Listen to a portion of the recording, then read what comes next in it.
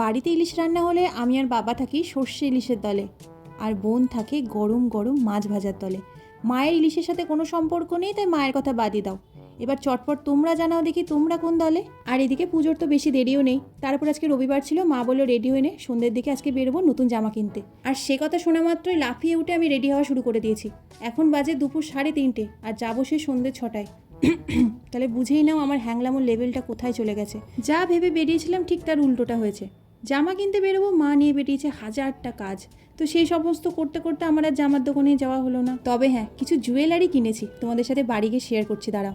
আর এই দোকানটাতে এসেছিলাম কিছু ঘর সাজানো জিনিস কিনবো বলে। কাঠগোলাপটার মানি প্ল্যান্টটা কি ভালো লাগছে, টেবিলের মাঝখানে রাখার জন্য এই লাল ফুলের গোছাটা কিনলাম। কেমন হয়েছে জানিও তো। তো আর কি, এই সমস্ত কিনে এখন বাড়ি যাই। আজ তো আর নতুন জামা হলো না, কাল দেখি যাওয়া হয় কিনা। আবার এদিকে রাগ করছি দেখে আমার পছন্দের আইসক্রিম কিনে দেওয়া হয়েছে। তো চলো, আজকে ভিডিও এখানেই শেষ করছি। কমেন্টে জানিয়ে যেও তোমাদের শপিং শুরু হলো কিনা। দেখা হচ্ছে আবার কাল। টাটা।